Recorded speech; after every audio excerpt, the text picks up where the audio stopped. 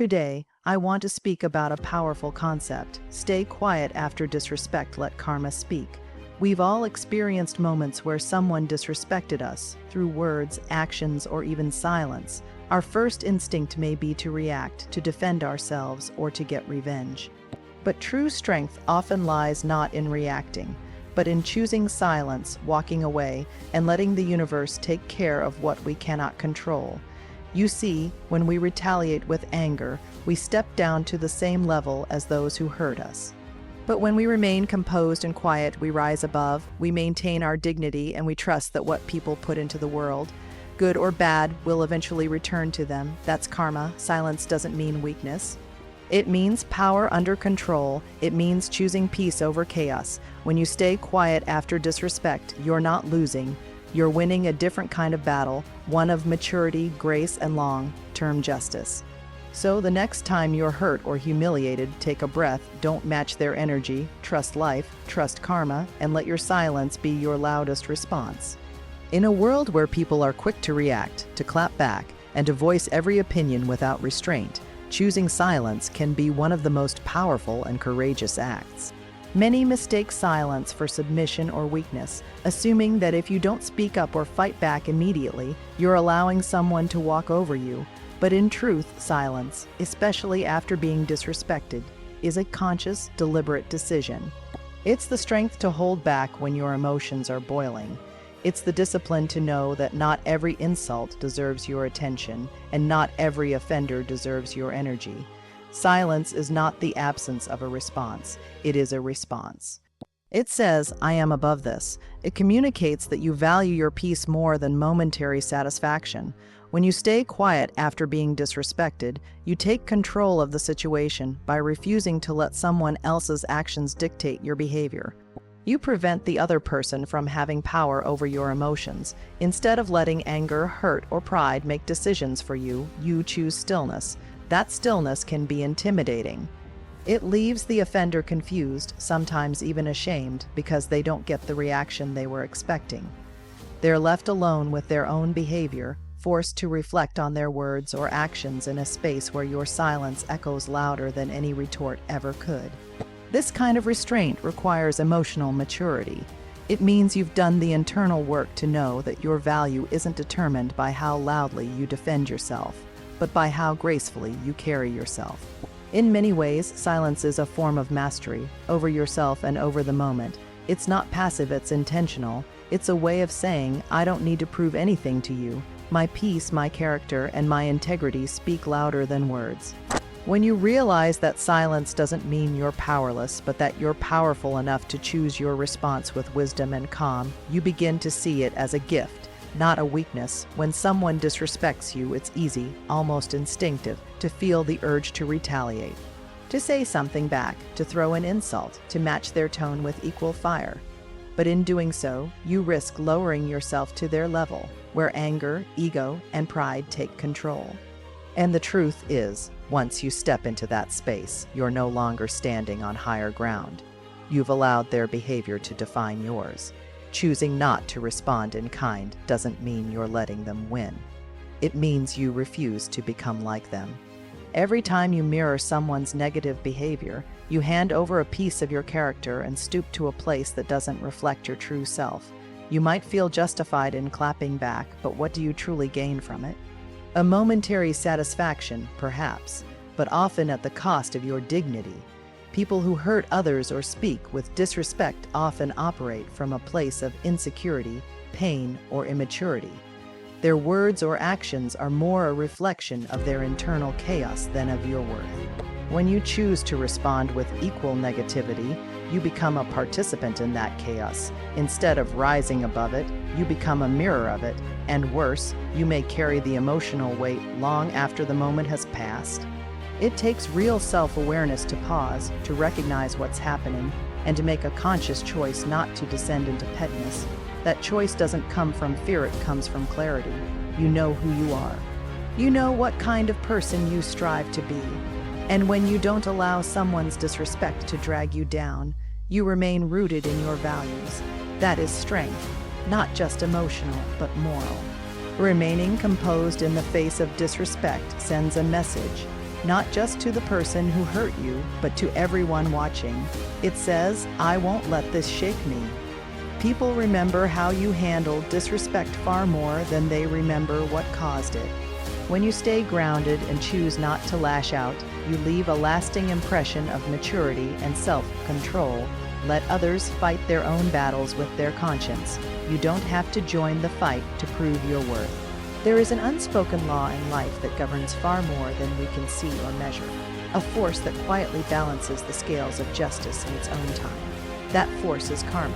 While it may not always act instantly, and while its methods may not always be visible, karma never fails. It ensures that every action, whether kind or cruel, selfless or selfish, eventually returns to the one who initiated it. When someone disrespects or mistreats you, your immediate reaction might be to demand fairness, to want them to feel what you felt, to wish for instant consequences. But the truth is, karma does not operate on your schedule. It works on its own terms, and yet that doesn't mean it's not working. Every word spoken in malice, every act rooted in cruelty, plants a seed. Over time, that seed grows. It might be hidden for a while, buried under the surface, but eventually it breaks through. What people put out into the world will come back to them, often when they least expect it. Karma is not about revenge. It's about justice, quiet, precise, and often poetic. It doesn't need your help, and it doesn't require your bitterness. In fact, your attempt to assist. Karma, by retaliating or wishing harm on others, can sometimes interfere with your own peace and balance. When you trust in karma, you learn to release the desire to control outcomes. You don't need to expose people or punish them yourself. Life has a way of doing that thoroughly and inevitably. Believing in karma gives you a reason to stay calm when others are cruel. It allows you to let go of resentment because you know that every person will eventually meet the consequences of their own actions. And more importantly, it challenges you to stay mindful of your own behavior. Karma works both ways. It doesn't just return the negativity others send out. It also amplifies the kindness, patience, and strength you show, especially when it's hardest to do so. In the end, karma is a silent force. It doesn't announce itself or seek attention. It doesn't move with drama or spectacle, but it moves with purpose. And when you trust that, you find freedom from the need to fight every battle yourself. In a world where noise often dominates, where arguments escalate quickly, and where drama is celebrated on screens and in social circles, choosing peace can feel like going against the current. Yet, it's one of the most powerful and transformative decisions you can make, especially when someone disrespects you. Peace isn't the absence of conflict, it's the conscious decision to rise above it. It's the discipline to walk away from what is trying to pull you into chaos and the wisdom to know that not every battle is worth your energy. When you're disrespected, there's a strong temptation to jump into the drama, especially if your ego feels bruised or your name has been tarnished. You might feel like you need to prove yourself, defend your honor, or put someone in their place. But the truth is, doing so often creates more harm than healing. You might win the argument, but lose your inner calm. You might silence someone else, but amplify your own stress. Drama, by its nature, feeds on reaction. It grows when you engage with it, and sometimes the greatest act of power is to simply not participate. Peace, on the other hand, is grounding. When you prioritize your peace, you learn to pause. You learn to ask yourself, is this worth my mental clarity? Is this person worth disturbing my emotional balance? More often than not, the answer is no. By choosing peace, you're not avoiding the issue. You're choosing to preserve your energy for things that matter more. You're making a conscious decision to protect your mental and emotional space from being polluted by negativity that doesn't deserve to live there. Living with a mindset of peace means understanding that you can't control how others act, but you can control how you respond. It means recognizing that your time, your emotional well-being, and your mental clarity are precious. Drama is loud, messy, and draining. Peace is quiet, powerful, and healing. The more you choose peace, the less you'll feel the need to react to every disrespectful comment or toxic interaction. You'll begin to realize that silence, boundaries, and walking away are not signs of defeat, but signs of someone who values their serenity more than temporary satisfaction. Peace is not passivity. It is strength, restraint, and self-respect in action.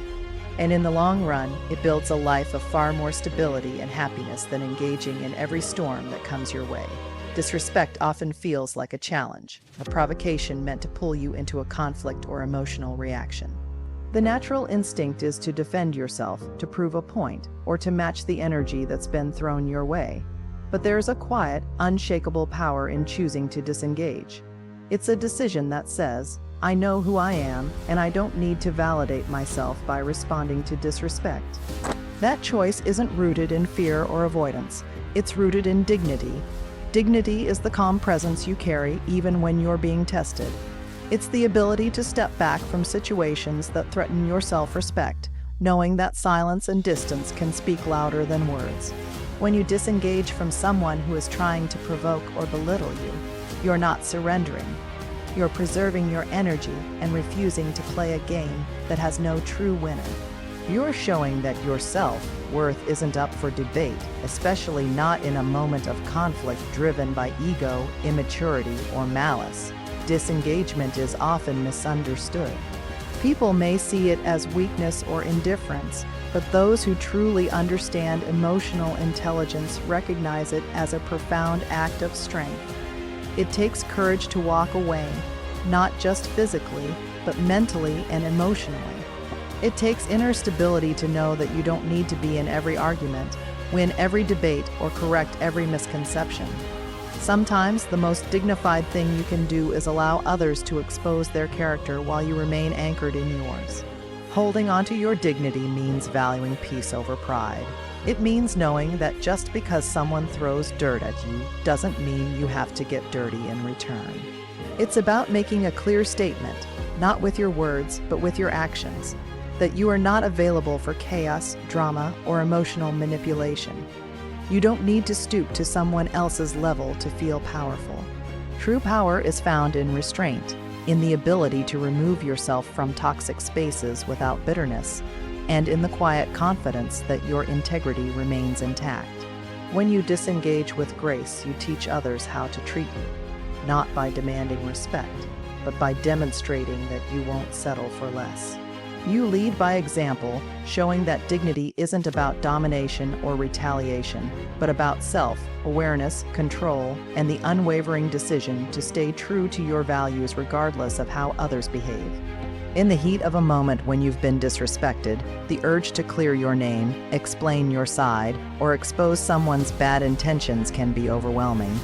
You want people to see the truth right away, to understand who was really at fault, to recognize the unfairness of how you were treated. But one of the hardest lessons to learn, and one of the most liberating, is this: you don't have to force the truth to be seen. Time will do that for you. Time has a remarkable way of peeling back layers, revealing motives, and showing people for who they truly are. It doesn't always happen as quickly as we want, but it happens with precision. People can wear masks, play roles, and manipulate narratives for a while, but eventually patterns emerge, actions become consistent. Reputations build or unravel, and when you choose to stay silent and composed after being wronged, you give space for that truth to come to light naturally. When you rush to defend yourself or expose someone else's character, you may get caught in the very drama you're trying to rise above. You may say things out of hurt or frustration that blur the clarity of your position, but when you step back and let time do the talking, you stay aligned with your integrity. You let your consistent character speak louder than any temporary chaos. Those who are watching, those who matter, will begin to notice. They'll see who remains calm, who continues with grace, and who starts to fall apart under the weight of their own behavior. Letting time reveal the truth isn't about being passive. It's about trusting the long game. It's about knowing that truth has a way of surfacing, especially when it's been buried. People who disrespect, manipulate, or betray others often underestimate the power of time. They think they've gotten away with it because there's no immediate consequence, but time catches up. It always does. It uncovers what was hidden, clarifies what was confusing, and brings everything into the light, often more clearly than any argument or confrontation ever could. And while time is doing its work, you get to focus on yours, healing, growing, and staying aligned with who you truly are. You give yourself the gift of moving forward without the burden of proving anything to anyone. Because eventually, those who were misled will see, those who doubted will understand, and those who judged without knowing the full story will realize the truth was always quietly waiting to be seen. When someone disrespects you, it can leave a deep emotional wound, one that makes you want to prove a point, restore your pride, or even make the other person feel the pain they caused you. The desire for revenge may feel justified in the moment. After all, they hurt you. Shouldn't they be held accountable? But here's the hard truth. Revenge rarely heals. It might offer temporary satisfaction, but it doesn't bring lasting peace. What truly heals is growth, choosing to rise from the pain, not be consumed by it. Focusing on your personal growth after being wronged is one of the most empowering choices you can make. It's not about pretending you weren't hurt. It's about acknowledging the pain, but refusing to let it define or limit you. You take that negative experience and use it as fuel, not to hurt someone else, but to better yourself. Growth is a quiet form of justice. While the person who disrespected you remains stuck in the same patterns, you move forward. You become stronger, wiser, more self-aware, and with every step you take toward healing and self-improvement, you distance yourself from the damage they tried to cause. Choosing growth over revenge is also a sign of emotional maturity. It shows that you understand the difference between reacting and responding. Revenge is a reaction, a quick, emotionally charged impulse. Growth is a response, a thoughtful decision to invest your energy into something constructive rather than destructive. It's asking yourself, how can I turn this pain into purpose? How can I use this moment to become someone I'm proud of, not someone who mirrors the hurt I received? When you commit to growth, you don't just get stronger, you gain clarity. You begin to see who deserves a place in your life and who doesn't. You learn to set boundaries to protect your energy and to choose relationships that are rooted in respect and authenticity. You become more intentional about the person you're becoming, rather than being consumed by the person who wronged you. And here's the irony. While you focus on your growth, the person who disrespected you often faces their own consequences. Not because you punished them, but because life has a way of returning energy. You didn't need to get even, you just needed to get better, and that is the most powerful form of resolution. Growth turns the pain into progress.